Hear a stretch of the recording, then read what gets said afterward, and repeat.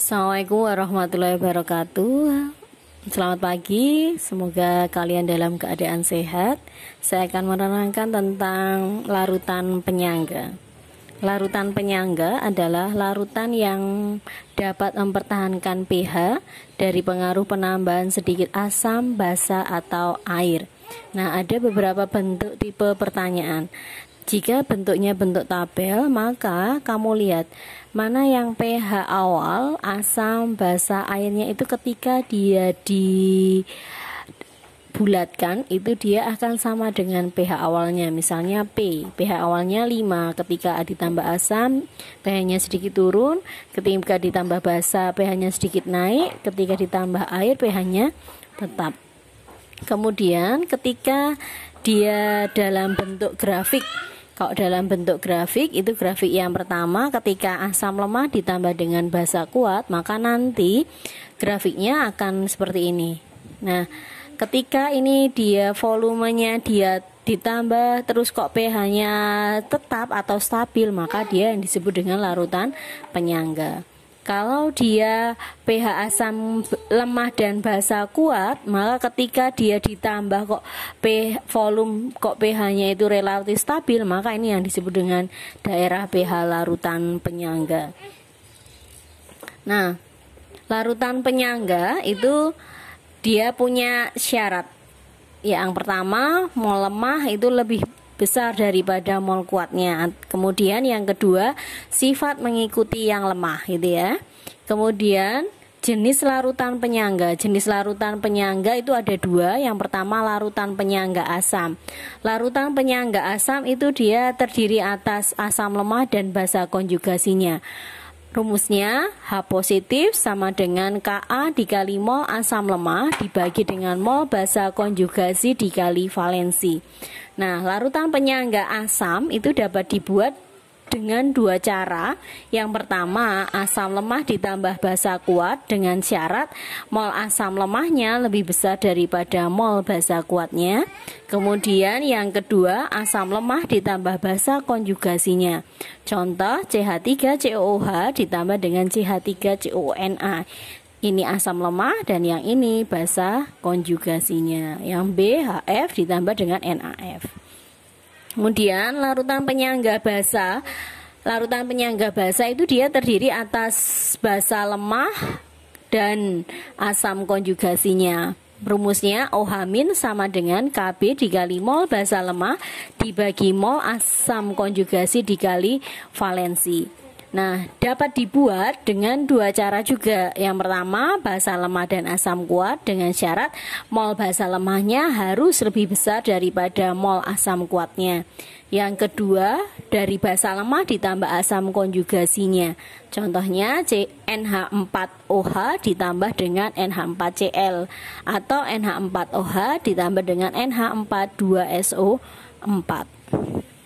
Contohnya misalnya ke dalam larutan CH3COOH 0,1 molar sebanyak 100 ml dia direaksikan dengan 100 ml larutan KOH 0,1 molar. Jika Ka-nya CH3COOH itu 1 kali 10 pangkat min 5, tentukan pH campurannya. Maka langkahnya kamu cari dulu mol mula-mula dari asam dan basanya, kemudian direaksikan. Terus buat MBS-nya mol CH3COOH karena diketahuinya molaritas dan volume, maka pakainya M dikali V sama dengan 0,1 dikali 100 mili sama dengan 10 milimol. Mol KOH-nya itu molaritas dikali volume sama dengan 0,1 kali 50 sama dengan 5 milimol. Nah, untuk CH3COH dan KOH ketika dia direaksikan jadinya CH3COK plus H2O. Masukkan mula-mulanya CH3COH 10 milimol, KOH-nya 10 milimol. Karena KOH ini dia harus habis, maka reaksi pembatasnya adalah KOH-nya 5 milimol, 5 milimol, 5 milimol, 5 milimol. Sehingga diperoleh H positifnya sama dengan Ka dikali mol asam lemah dibagi mol CH3COK dikali valensi.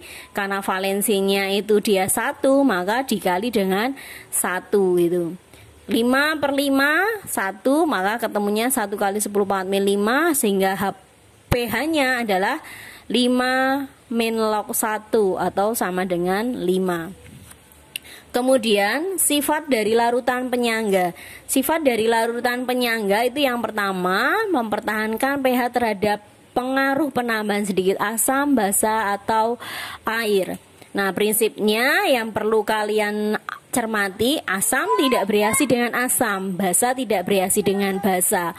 Maka ketika larutan penyangga asam, kita contohkan HF dan NaF, itu ketika dia direaksikan dengan asam kuat, contohnya HCl, maka akan terjadi reaksinya basa konjugasinya akan bereaksi dengan asam kuatnya, sehingga terbentuknya asam lemah ditambah dengan garam.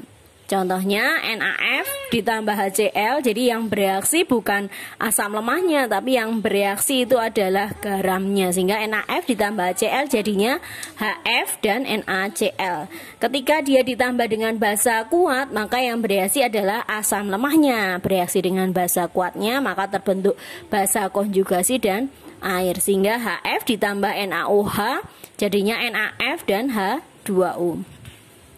Kemudian yang ketiga, ketika dia ditambah air, kalau ditambah air maka V campurannya itu menjadi V asam lemah ditambah V basa konjugasi ditambah V air, sehingga nanti mol asam lemahnya menjadi molaritas asam lemah dikali dengan volume campurannya. Mol basa konjugasinya sama dengan molaritas basa konjugasi dikali dengan V campuran. Yang kedua, untuk larutan penyangga basa.